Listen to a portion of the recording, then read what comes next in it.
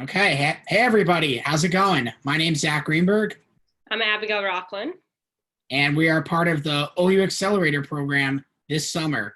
And we are here live with Dr. Donath. And we just want to say thanks so much for taking the time to speak with us. We're very excited to hear all about your story and your venture, and can't wait to get to hear from you. Sounds good. Thanks for having me, guys. Yeah, thanks for being here. All right. So let's just go for some. Can you tell us a little bit about your background? Sure. I'm actually born and raised in Minneapolis, Minnesota, nice small Jewish town, and grew up Orthodox and went to a Jewish day school. And then there was no Jewish high school in Minnesota, so I actually went to a high school in Chicago at Skok Yeshiva.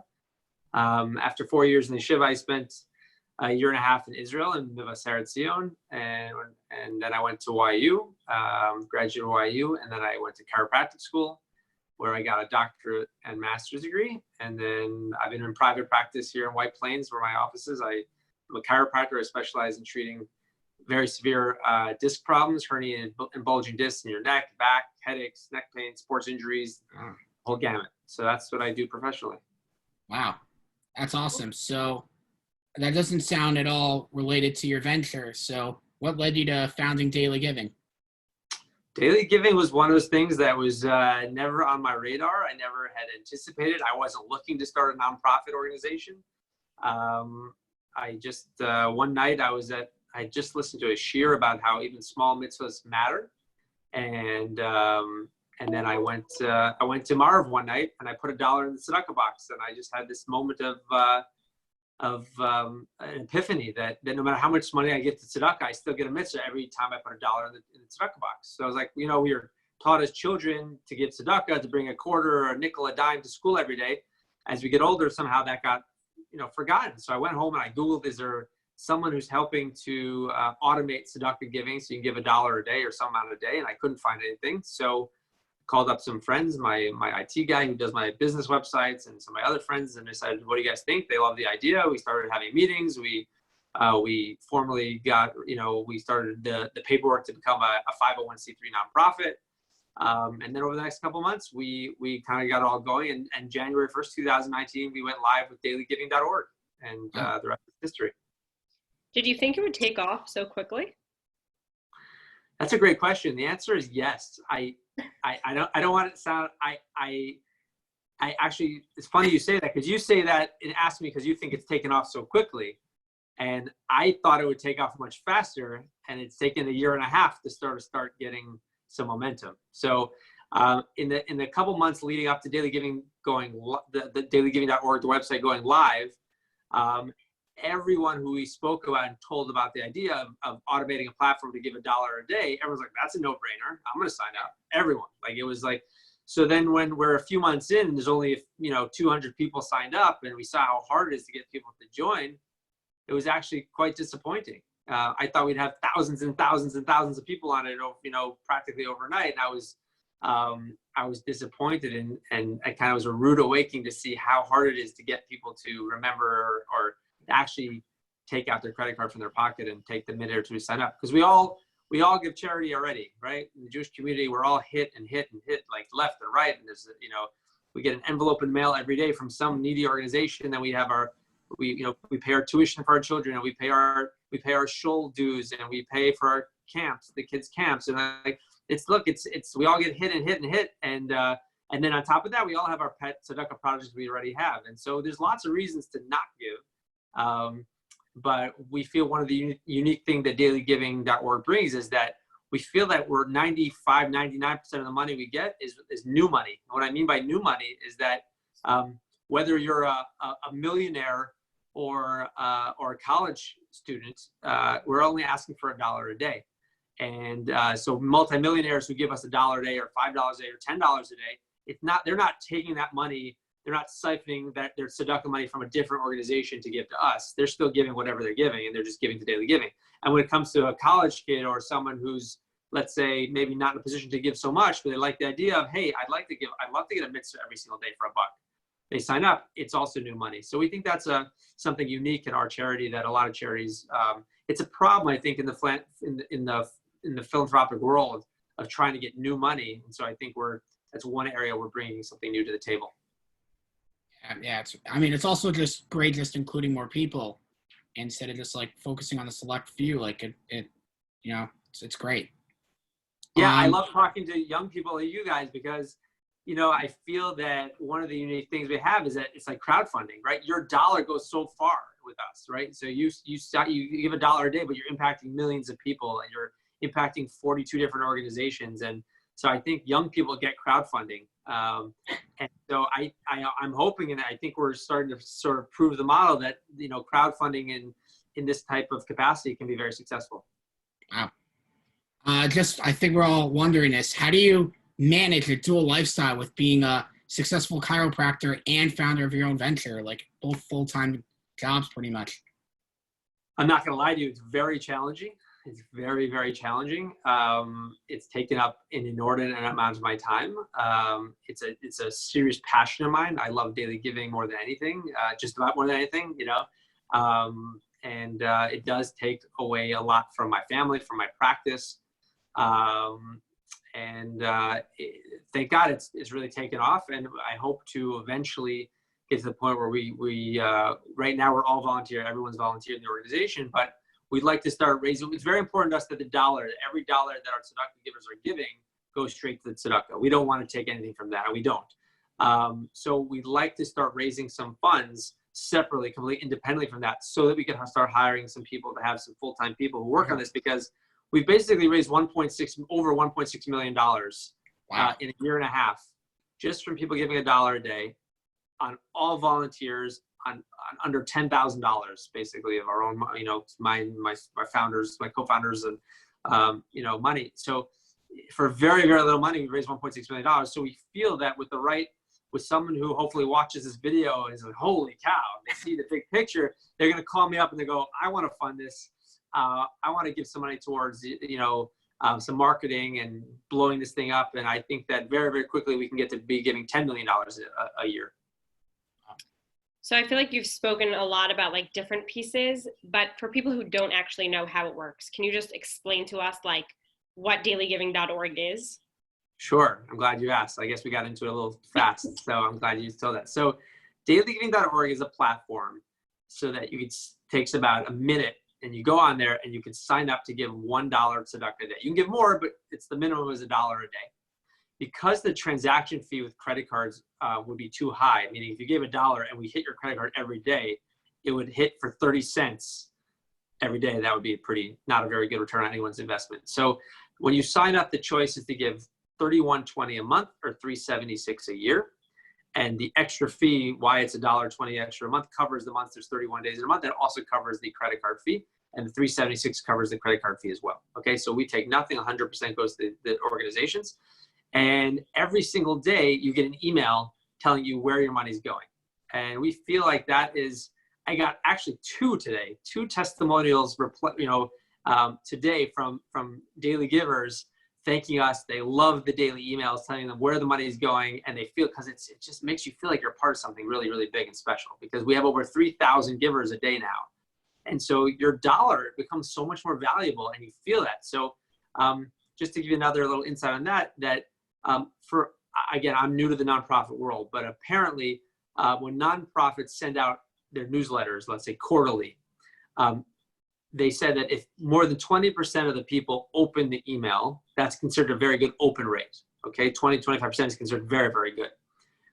Daily Giving sends out this email every single day telling you where the money's going. 7 days a week we send the email out. So Friday for Shabbos, and Saturday night we send it after Shabbos. We have a 57% open rate every day, not once every quarter. 57% of people are opening our email every single day. So there's clearly a lot of engagement. People feel really like a part of it, and it's awesome to be a part of. When my phone vibrates and I look down and I see Daily Giving new order, which because it's a subscription service, it's new order. I'm like, it doesn't get old. It's still an awesome feeling, and it's wonderful every day. It's great, and I look forward to getting to the point where we're giving 10 million a year and 20 million a year. And I think it's just a matter of time. So actually, to me, one of the things that's really nice is it's sort of like, I feel a little bit like it's DaFiomi, that everyone's on the same, like everyone's dollar is going to the same charity that day. There's something really nice about that. Yeah, I like that you said that. No one's ever phrased it like that in all the conversations I've ever had. So, if you look at our logo, it says Daily Giving Tzedakah Yomi, right? Wow. Because we thought to have the play on DaFiomi, like exactly you said, we thought DaFiomi started out so small, but when, over the decades and decades of DaFiomi, it's just incredible where it's come. So we thought the same idea, like, let's call it Tzedakah Yomi, even though technically, grammatically, it should be Tzedakah Yomit. We do know that for anyone out there, it should technically be Tzedakah Yomi, but we wanted that DaFiomi play on words. But Abigail, I'm glad what you just said is really interesting, but you're right. There is something special about that. We're all giving to the same charity together every day. I agree. I think it's really special. Yeah, there's something really beautiful about that. So on that, how do you actually pick which charities it goes to? We have a board and we have a rabbinical council. The board, at first we started with 36 charities. We now currently have 42.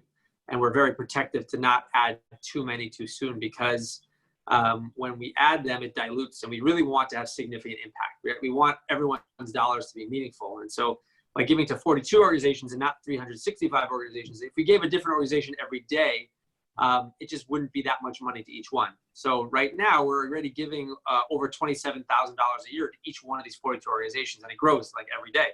So we definitely are going to add more in the future, but we want to just kind of grow significant amounts before adding new ones. So that's how we add them. We kind of, some people have called it the ETF, or the mutual fund of tzedakah. When you sign up for $1 a day, you get to give to a whole different diversified portfolio of tzedakahs, right? We have your poverty tzedakahs, helping those in really terrible situations that don't have the basic necessities. We help organizations that focus on kids with special needs problems, or adults with special needs problems, or kids with cancer, or adults with cancer, or emergency situations, or chesed, or kiruv. So we have a lot of different, it's a really nice group of charities. And when people look at them, you'll definitely, most people will have heard of at least 50% of them. And what we also get told many times is that even the ones you've never heard of, when you get that daily email and you read about the charity that day, and it might be one you haven't heard of, you're like, wow, that's incredible. I never heard of a Victor's Helping Hand, which, if parents, God forbid, die in a car accident, will pay for the orphans' weddings. Or if a husband dies and the woman and there's mortgages due and they didn't have enough life insurance, it will help them make their monthly payments for their rent or their mortgage payments. So, and that's funded 100%. They take nothing. Also, it's 100%. All their expenses are funded elsewhere. So 100% of the dollars to them goes to the charity. So these are like the types of organizations we try to pick. We have a nice blend of some very large organizations that people have heard of that are really reputable and are really great. But we're also trying to focus more now on smaller organizations where our money is even more impactful. Oh, sorry, Zach. I was gonna say, is it a cycle that every day is a different one and it's the same repeat every 42 days? Correct, exactly right. So every day a different organization gets it, and then 42 days later, they get it again. Okay, that's how it works for now. And again, we've added some, we've taken a couple off for various reasons, but that's how it works. And one of the issues you have is when you give away free money, probably 250 organizations already have approached us and said, how do we get on daily giving? And so that's been a challenge, because it's like amazing how many wonderful Jewish nonprofits there are. And so that's been challenging. And so we have a whole system with our board to try and figure out, again, maybe once a year we're kind of choosing to add new ones and how to pick. And it's and I'm not gonna lie to you, it's very difficult. And so I'm glad it's not all on me. There's a process, and we have these pretty well-known rabbis, Rabbi Herschel Schechter and Rabbi Pesach Krohn and Rabbi Shmuel Greenberg and Rabbi Moshe Tugalif. And so we consult with them and we ask them, before we put anyone on, they get consulted too. Sometimes they have charities that they want to put on. So everyone has to, there's a whole process, and so far it's worked pretty nicely. Yeah, I guess speaking with what you were just saying about the board, do you mind telling us like who is on your team? Like, I know you touched on that you have volunteers. Like, how many people are on your team currently, and how many volunteers do you have? Okay, so there's people on the board and there's volunteers, and some of them are both. So on the on the website it says all the people on the board. So I'll just say I'm not going to mention them all by name. Fine. People can look on the website. All the everyone on the board's on the website. Their bill council's on the website. By the website, I think is very transparent. So you can learn, you can read about all 42 organizations we give to. I think if you look at our calendar, there's a button on the website. Dailygiving.org. Dailygiving.org, and you go to the calendar button, and on the calendar it really shows nicely. They get a really good sense of like who's getting each day and how much. And you can go back from January 1st, 2019, the day we started, and you can go back to every single day from when we started and see who got that day. So it's very, very transparent. We'll answer any questions you may have on the website. In terms of volunteers, what's really interesting, Zach, is that about for every 100 new givers, someone will reach out to us and say, I love what you're doing. How can I help? And so we actually have some amazing, amazing volunteers that do some really integral things for us. Like, for example, I'm not going to mention my name. He's very humble. This accountant from Chicago, who I never met, reached out to me and said, this is amazing. I'm a daily giver. How can I help? And at the time we were struggling because we have over 3,000 people donating every day. And almost every day, every other day, someone's credit card fails, right? At this point, we've been doing this for over a year and a half. And someone's credit card, the new credit cards, or they're expired, or there's fraud, and so it's a very time-consuming issue, right? We get someone's credit card fails, and we have to try to recover that credit card so we can keep giving tzedakah on their behalf. And so this accountant, I said, what I really need help with is calling people and tracking people down and emailing them and texting them to get their credit card numbers. And he said, I'm game, whatever you need. And just in terms of trust, I didn't know him personally, but he does the DaFiomi at 5:30 in the morning. He's my first cousin in Chicago. So my first cousin vouched for him, and he's a very trustworthy guy. So he's handling people's credit cards. He's as trustworthy as they come. But these are the types of people we're getting. Graphic designers will reach out to us and say, hey, I love what you're doing. I'm happy to do some graphic design for you pro bono. And so our PR people are pro bono, our accountants pro bono, our lawyers are pro bono. Everything we've had so far has really been volunteers. So, but we can always use more help. So if someone's watching this video and they want to do more, they love the chesed we're doing, and they want to reach out, my email address is drjdonath@gmail.com, drjdonath@gmail.com, or go on dailygiving.org and just hit the contact us page. You can also reach me through that and just say, hey, I'd love to volunteer. I love what you're doing. Or however you want to get involved. We'd love to get more volunteers. There's plenty to do. So you're not only running a tzedakah organization, you're also running a chesed organization. A little bit. I mean, look, it's obviously it depends what skills people have, and we don't, the OU, this, kind of bring it to the OU Accelerator program, since you guys are, which you guys are a part of, and we're tremendously grateful to the OU for choosing us as part of that. Like, they gave us a couple interns this summer, and it's been tremendously helpful. I mean, I can't tell you how much they're doing for us and behind the scenes, and to have help, but where they have a couple hours a day that we can utilize them. It's amazing. So far, that's been an amazing help. So thank you guys for being a part of the internship as well. Yeah, so far we're loving it. What are some short-term and long-term goals that you and your venture have with Daily Giving? Okay, so I'll start with long-term goals. The long-term goal, and it's a pretty ambitious one, but we think it's attainable, is to get 1% of all Jews to give $1 a day through our platform. Okay, which I don't know, that doesn't sound to me so crazy when you think about it. 1% of all Jews to give $1 a day. That would equal over $53 million a year. So it's pretty, that's our goal. That would make me, I feel pretty accomplished if we hit that goal. But when do you think that, when do you hope that that's going to happen? That's a good question. I think that's going to take I think that's 10 years out. I think that'll take 10, 15 years to get to that kind of level. In America or worldwide? We get people from all over the world. I can't tell you guys, it's amazing. I love when people sign up from Switzerland and Panama and Rome and Italy and France and New Zealand and Australia and Britain. Like, it's amazing. Mexico, people sign up literally. I mean, I should really calculate how many countries people have signed up in. I would say 90% of the givers are in America.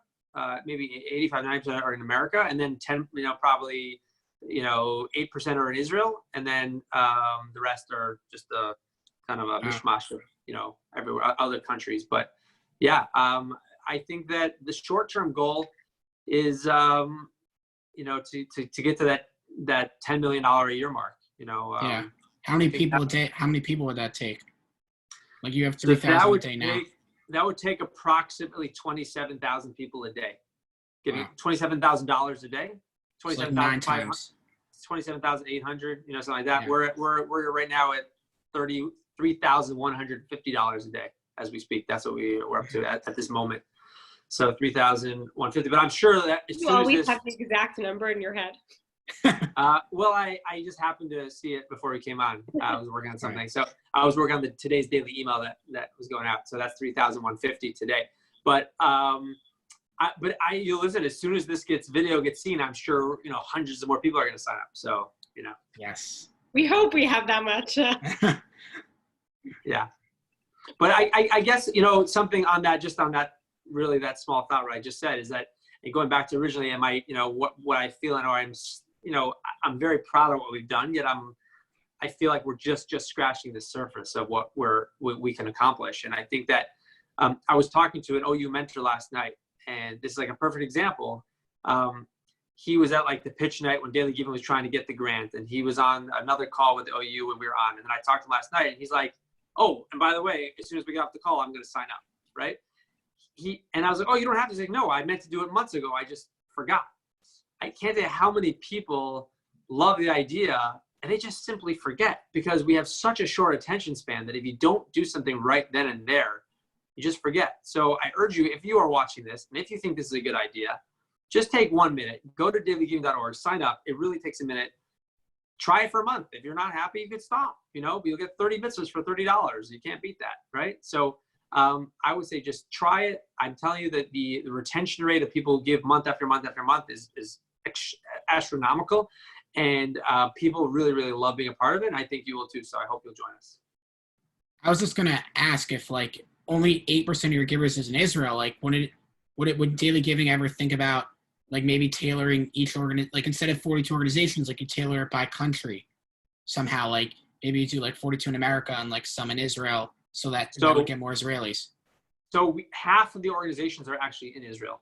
Okay, cool. About half are in Israel. I don't know why. I have one speculation why it hasn't taken off as much in Israel, and I think that is because we're a 501c3 in America, so you do get a tax deduction here. In Israel, we are not what's called an amutah. We're looking into that, but it's a very long and difficult process, and it's complicated. So we do hope to get that nonprofit status in Israel one day. But we don't have it yet. I don't know if that's why, or just, again, remember, we have no marketing budget, right? We're an all volunteer organization. So right. The Jerusalem Post did an article on us about a month ago, 5-6 weeks ago. And I'd say like 20 people signed up all over Israel from it. It was really great. So again, that was just one little article. Hopefully as we get more and more exposure and more things and more PR, more things are written about us. Like I talk to people every day, like, how is it possible? I've never heard of you. I'm like, well, we're just trying. We're trying to do everything we can, but as a volunteer organization of people who all have full-time jobs with no money to market, it's all word of mouth right now. So it's going to take some time.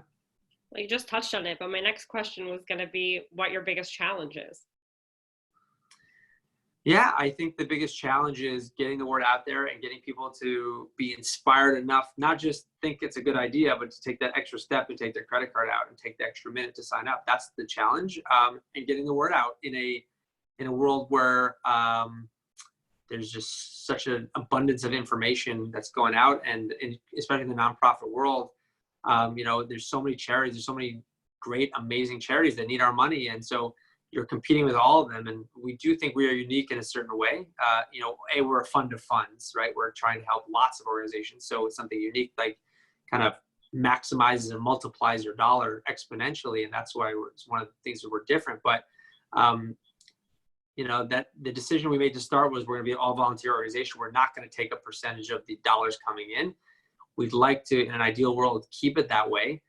We're seeing that that's starting to become difficult. As we grow, we've seen that we really have costs that are going up, and we're going to need to raise money, and we are raising money. We're starting to attempt to raise money on the side, again, just because we want that 100% dollars of people's dollars to go to tzedakah.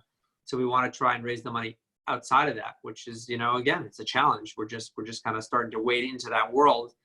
So that's the most difficult thing right now is that, and the balancing between our couple of volunteers that are really like the major volunteers are spending hours and hours a day for a year and a half on this, where it's becoming like all consuming, and we have our own jobs and we have our own families and our own children, and it is a challenge, so but we're all very passionate about it, and we it's not going to go on the back burner. We just realize that we do need to raise money now to take it to the next level.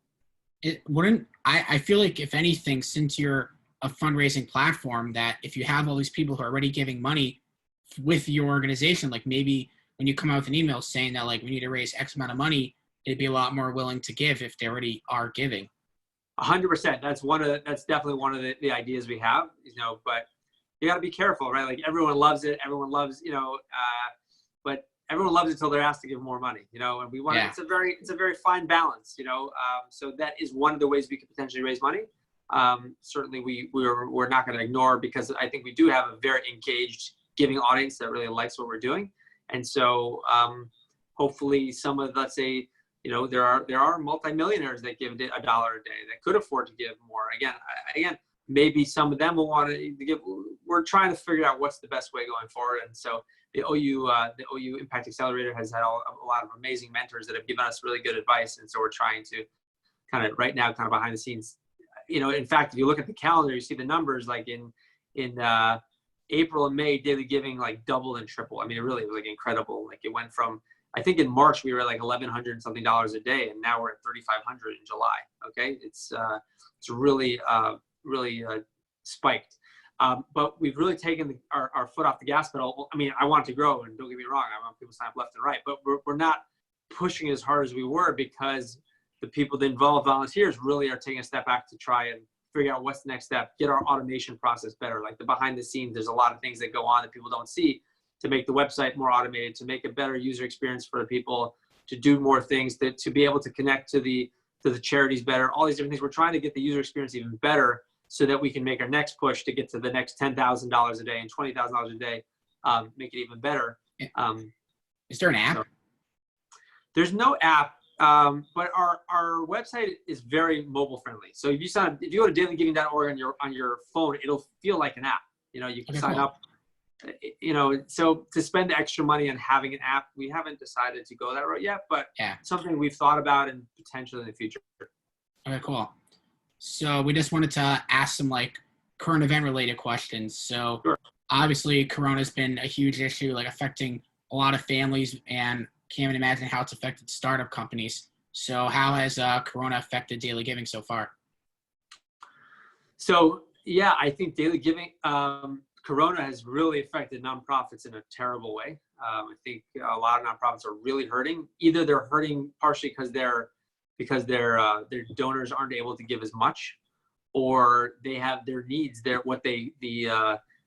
subpopulation that they're helping needs them much more. We have Amudim, which is an amazing organization, Shalom Task Force. These are two organizations we give to in America that Amudim gives to people in crisis for addiction, right? So you can imagine this time, people who are addicted to anything, it's a tougher time. They're probably having a hard time, or people are getting more addicted to things. So Amudim helps them with that. Shalom Task Force helps people with domestic abuse, and they have a 24/7 live crisis hotline. So we have actually a couple different organizations that have crisis hotlines. So their demand, I remember speaking to the head of Amudim recently, I think their demand is like double or triple in the last couple of months. So, Wow. but their donations are way down, right? These are really difficult things. So I think that we're able to, as daily giving has grown, it's really helped them. In terms of how it's impacted daily giving, in a weird sort of way, it's kind of helped daily giving, because there's been, That's great. for so long, there's no shuls have been closed, and even though some shuls are open in some capacity, there's lots of people who are high risk or a little older, or people just don't feel comfortable going back to shul yet, and they're not there giving $1 a day, giving their usual tzedakah money. And so even if they, even if they were, maybe I'll give daily giving. Well, but I already give $1 a day in shul. Or like I live in Brooklyn, and every day I go to Minyan and I give $10 a day because these poor people are all over the place there. So I think that daily giving is really there are some very, very famous rabbis that heard about us during the time of coronavirus with the shuls being closed, and they loved it, and they pushed it to their communities, and they spoke about it on different platforms, and it really, really was impactful. Like a lot of people signed up. So that's been how it's helped us during coronavirus. I mean, and I think that, look, it's going to be a long, long time before shuls are fully open, that are back to full capacity. And so I'm hoping that people will choose us as their platform to be yotzei them and tzedakah every day for $1. Especially because cash is becoming less and less handy. So that's another thing. You don't have to handle the actual cash. We are paperless. There you go. Good point. I actually just saw an article about that. That's why it was on my mind. So you touched on it at a few different points, but can you just tell us a little bit about, even before your experience in the accelerator, how you heard about the accelerator, what the process of going through the selection process and all of that? Sure. So accepted. Yeah. So it was I don't know the exact month, I don't remember, but I had not really heard of the accelerator. Like in retrospect, afterwards, I remember like seeing in different newspapers, like an article, seeing about the accelerator, not really knowing what it was. But I was at a really close friend's 40th birthday party in Teaneck, and they rented out a movie theater to show her favorite movie for her 40th birthday. And so we were there, and they had an intermission to cut the cake and whatever and sing. And so during the intermission, I just was talking to this guy I had never met before. And of course, my favorite topic is daily giving. So I started telling him about daily giving. And he's like, have you heard of the OU Impact Accelerator? And I said, no, what's that? This gentleman worked for the OU. And he told me what it's about. And I was like, wow, that sounds perfect for us. He's like, well, you better go on because I think the deadline is tomorrow at midnight. Oh. So Wow. I think I got home. Zach, I told you, I didn't tell you the story, but I told you it's a crazy story. So literally, I think we got home at it was 11:55, and I remember, let me go on. So I go on the website, and I see that it's not midnight the next night, it's midnight that night in 5 minutes. Oh, no. So, or maybe it was 11, it was too late. It was midnight. It was right at that time. And so the application was still on there, but it was a long application. It was clearly going to take a couple hours, a few hours to go through the application properly and answer all the questions. So at that time at midnight, I sent an email to Jenna, who's the head, Jenna Belzer, not knowing she was there. I think they have a contact us page or whatever it was. I sent an email saying, hey, I just literally found out about this tonight. I think we'd be a great candidate. Tomorrow, I'm a physician tomorrow. There's, or whatever it was. Is there any way I can have 1 week to fill out this application? And she got back to me and said, if you, I can give you till Monday. So I was like, awesome. Thank you so much. And I got the application in. And then from what I was told in retrospect, I think there were 250 applicants this year. This is the second cohort, or 250 applicants. And then they contacted us. I don't know, it's a long time ago now, so I'll try to remember the exact process. But a few months later, they contacted us and said they'd like to interview us, Daily Giving. And that I think there were 20 nonprofits that were interviewed.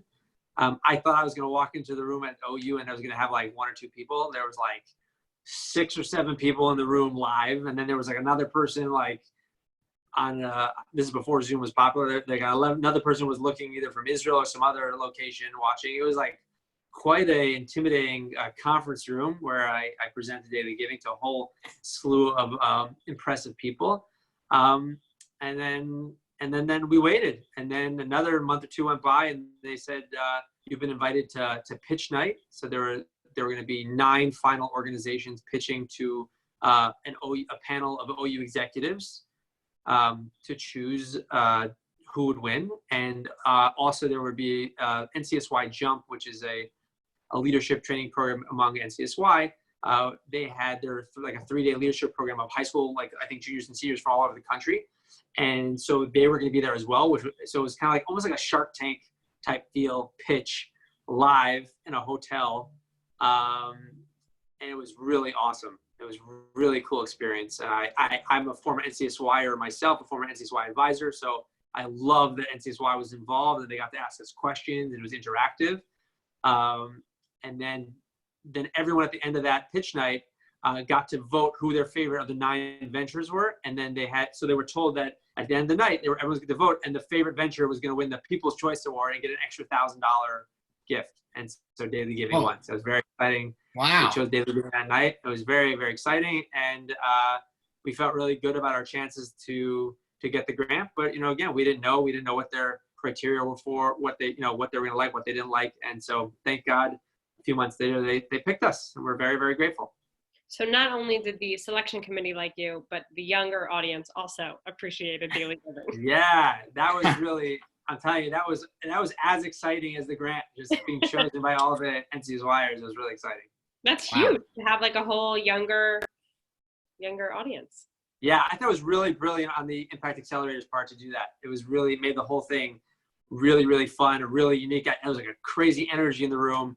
There was like a panel of it was like 10 judges with all these executives and they would have microphones. They asked us questions. And then there was time for the high school kids to ask questions. And they asked really great questions. It was really great. And hopefully it inspired, I was an NCSYer myself. I was like, hopefully it was inspiring them to come up with the next idea and do something great. Wow. Was this broadcasted live? This whole thing? It was not broadcast live. There were professional video crews there. So I have a feeling they never took pictures. They definitely took pictures. I saw the pictures put on, on the OU Impact Accelerator's Instagram and Facebook pages, but I have a feeling the footage is somewhere. So, if you want to see it, Zach, I'm sure you know the right connections. Yeah, that's for sure.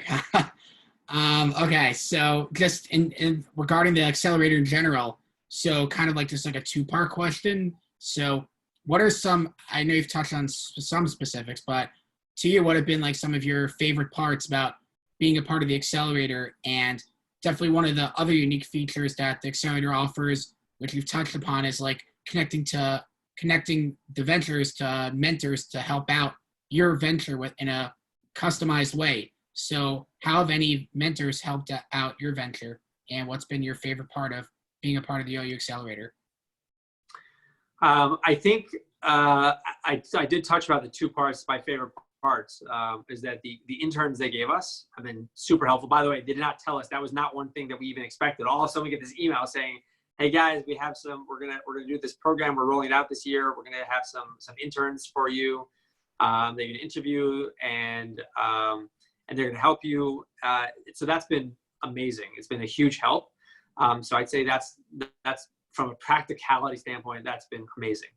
And then the other really, really amazing thing they've done is that they've gotten some really tremendous mentors, a list of, I'm going to say close to 25, 30 mentors that they've, that have volunteered to the OU Impact Accelerator, given of their time and their expertise. Some of them are lawyers, some of them are accountants, some of them are executives, some of them are CEOs of nonprofits, some of them are on the boards of nonprofits, and some of them have started very successful tech companies and are really great in tech. So it's a really nice group. It's a very diversified group of mentors. And so we've had access to them and trying to book calls with them. And I've had the really, really great experience. I've probably spoken to about 15 of them already, including one last night. And it's been great. I feel like every single call I've had, I've gotten some really great nugget out of. Last week, one of the mentors gave me a book to read and I ordered on Amazon instantly. And then it came on Friday. I read half of it over Shabbos, and it was awesome. Shout out to Ed Stelzer. Who's on the Impact Accelerator. He's on the Accelerator board. And I spoke to him and he recommended this book and it was fantastic. So every day, every time I speak. I feel like we have to know now. Yeah. Okay, the book is called Yours for the Asking. And he told me about it and I think I was still on the phone call with him. I went on Amazon and I ordered it and then I got home on Friday and it was at the door. I was really excited over Shabbos. I read it. I couldn't put it down. It was really, really great. And I'm not done yet. I'm looking forward to reading the rest of it next Shabbos. So it's called Yours for the Asking. It was really good.